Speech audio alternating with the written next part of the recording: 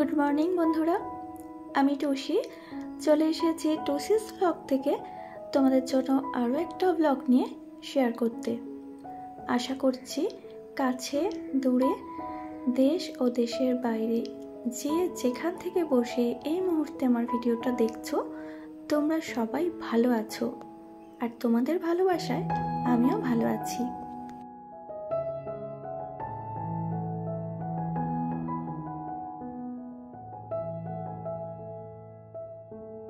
বেশ কিছুদিন পরে আমি ভিডিও রেডি করলাম তোমাদের জন্য, তো তোমরা সবাই একটু ভালোবেসে দেখো আমার ভিডিওটা, আমার পাশে একটু থেকো, তোমাদের কাছে রিকোয়েস্ট করলাম। কারণ তোমাদের ভালোবাসা ছাড়া আমার পক্ষে এখানেতে টিকে থাকা সম্ভব না বা এগিয়ে যাওয়াও সম্ভব না। সবটাই তোমাদের ভালোবাসার জন্য করতে পেরেছি, যতদূর এগাতে পেরেছি। আমার এই ইউটিউবের পরিবারটা একজন একজন করে সদস্য বাড়তে বাড়তে এখন যে জায়গায় এসে পৌঁছেছি সেটা আমার কাছে স্বপ্নের মতো। তো এই পরিবারটাকে আমি যে এই জায়গায় আনতে পেরেছি সেটা তোমাদের ভালোবাসায়, আর আগামী দিনেও তোমরা এইভাবেই ভালোবেসে আমার পাশে থেকো, তাহলে আমি হয়তো আরও সামনে এগিয়ে যেতে পারবো।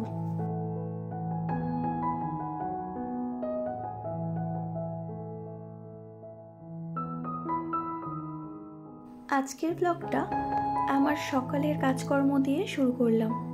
সকালে ঘুম থেকে উঠেই প্রথমে ঘরের সমস্ত জানালাগুলো আমি খুলে দিই। এটা প্রতিদিনই করে থাকি, কারণ সকালে উঠেই যদি বাইরের সূর্যের আলোটা ঘরে প্রবেশ করাতে পারি তাহলে পুরো ঘরে একটা পজিটিভ এনার্জি কাজ করে। তারপরে আমি চলে আসি আমার কিচেনটা ক্লিন করে নিই, কারণ কিচেনটা ক্লিন করা হয়ে গেলে একটা বড় কাজ হয়ে যায়। আমার মনে হয় অনেকটা হালকা হালকা লাগে। কিচেনটা যদি এলোমেলো হয়ে পড়ে থাকে তাহলে কোনো দিকে কাজ করে ঠিক শান্তি পাওয়া যায় না।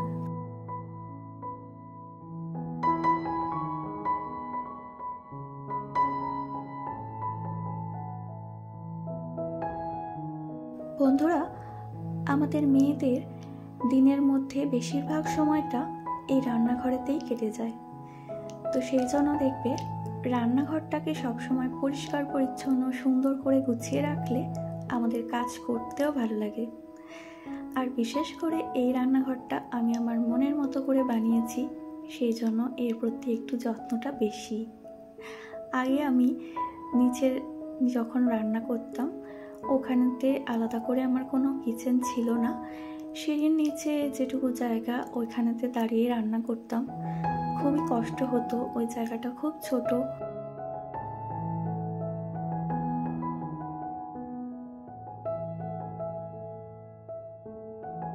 অবশ্য উপর ঘরের এই কিচেনটাও যে খুব একটা বড় করে বানিয়েছি সেরকমটা না, ছোট্টর উপরেই বানিয়েছি। আমাদের সামর্থ্য অনুযায়ী মধ্যবিত্ত মানুষ আমরা চাইলেই তো অনেক কিছু করে উঠতে পারি না, তো সামর্থ্যের মধ্যে যতটা পেরেছি একটু রিলিফ নেওয়ার চেষ্টা করেছি।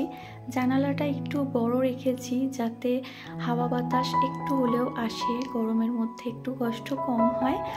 আর নিজের সুবিধা মতো কিছু জিনিস আমি কিচেনের মধ্যে বানিয়ে নিয়েছি যেটা আমি নিচেতে পেতাম না, খুবই অসুবিধা হতো।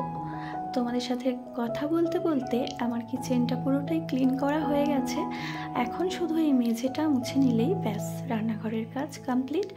এবারে তোমাদের সাথে আমার ছাদ বাগানটা একটু শেয়ার করে দিচ্ছি। দেখো, ছাদ বাগানে আমি খুব বেশি গাছ করতে পারি না, কারণ গাছ রাখলেই হয় না, গাছের যত্ন করতে হয়। আর আমি তো একা মানুষ, কত দিক যাব, সংসারের কাজ থেকে মেয়েকে পড়ানো থেকে তারপরে ইউটিউবের যাবতীয় কাজ সেটাও করি, আর তার মধ্যে এই গাছগুলোরও দেখাশোনা করতে হয়। সেজন্য এই যে কটা গাছ আমি বসিয়েছিলাম আগে, সেই গাছগুলোকেই যত্ন করতে থাকি যাতে এই গাছগুলো কোনোভাবেই মারা না যায়। অনেক গাছ বসালে কি হয়, আমি হয়তো ঠিকঠাক করে দেখাশোনা করতে পারবো না, সেক্ষেত্রে দেখা যাবে গাছগুলো মারা যাবে, শুকনো হয়ে যাবে, তো সেখানে গাছটারই কষ্ট। সেজন্য আমি যখন মনে হয় আমার সামর্থ্য হবে আমি অনেকটা গাছের দেখাশোনা করতে পারবো, তখন আস্তে আস্তে এই ছাদ বাগানটাকে বড় করার ইচ্ছা আছে।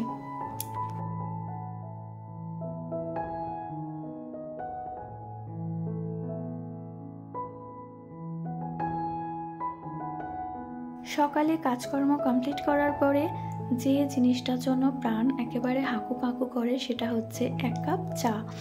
তো আমার তো ভীষণ ইচ্ছা হয়, কাজ করার পরে গলা শুকনো হয়ে আসে, মনে হয় 1 কাপ চা পেলে তারপরেই আমি পরের কাজগুলো করতে পারবো, না হলে হয়তো আর আমার শরীর চলবে না। সেজন্য আগে চলে এলাম রান্নাঘরে আর চাটাও আমি বসিয়ে দিলাম।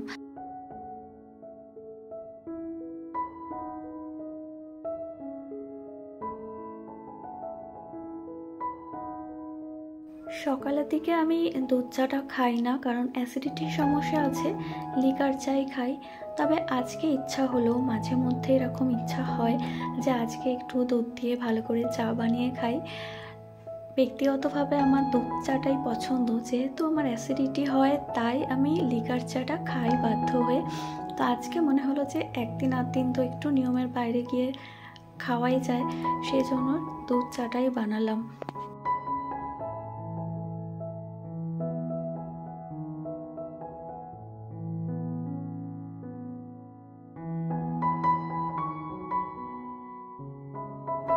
প্রত্যেক দিন কম চিনি দেওয়া লিকার চা খেতে কারই বা ভালো লাগে বলো, কিন্তু বাধ্য হয়ে খেতে হয়, কারণ মুখের সাথে খেলে সবসময় তো শরীর সেটা অ্যালাউ করে না।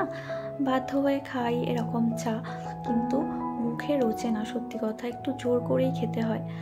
আজকে সেজন্য নিয়মের বাইরে গিয়ে একটু অনিয়ম করলাম, মিষ্টি মিষ্টি করে আদা দিয়ে চিনি দিয়ে ভালো করে একটু দুধ চা বানিয়েছি। জানি এর পরের এফেক্টটা কি হবে, অ্যাসিড হবে আর আমার কিছু খেতে ইচ্ছা করবে না, তাও আজকে দুধ চা বানালাম। কারণ শরীর আর মন দুটোর মধ্যে তো তফাৎ থাকে, মন চাইলে কি করব, তখন তো একটু অনিয়ম করতেই হয়।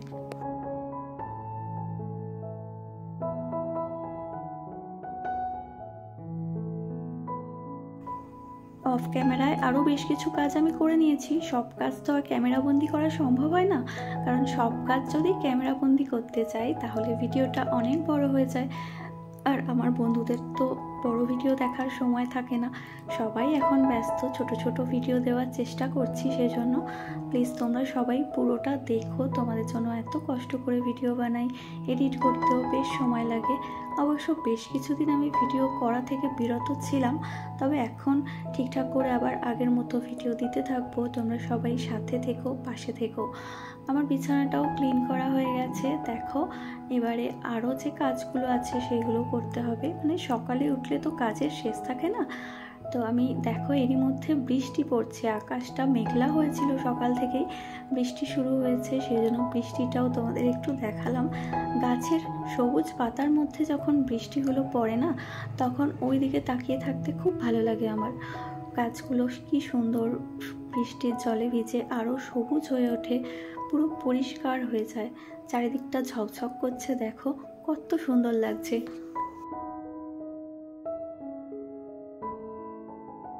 মাঝখানে আর কিছুই ভিডিও করিনি, ক্যামেরাটা অন করাই হয়নি, সুযোগ পাইনি বা সময়ও হয়নি।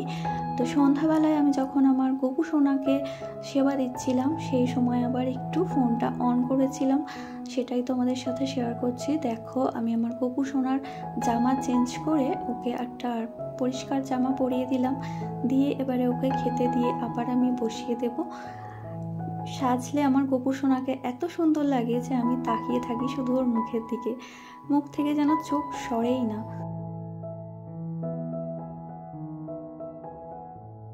বন্ধুরা তোমরা সবাই ভালো থেকো, সুস্থ থেকো। আর শেষে এসে সেই পুরোনো কথাটা আরও একবার মনে করিয়ে দিই, যদি আমার ভিডিও তোমাদের ভালো লাগে তাহলে প্লিজ একটা লাইক করে কমেন্ট করে সাথে থেকো। আর নতুন বন্ধু যদি ভিডিওটা দেখে থাকো, তোমাদের যদি আমার ভিডিও ভালো লাগে তাহলে প্লিজ আমার চ্যানেলটা সাব করে আমার পাশে থেকে যেও বন্ধু হয়ে। ফেসবুক পেজ থেকে যারা ভিডিওটা দেখছো তারা আমার পেজটাকে প্লিজ ফলো করে দিও। আজকে এটুকুই, দেখা হবে তোমাদের সাথে আবার আমার পরবর্তী কোনো ভিডিওয়ে। সবাই খুব ভালো থেকো।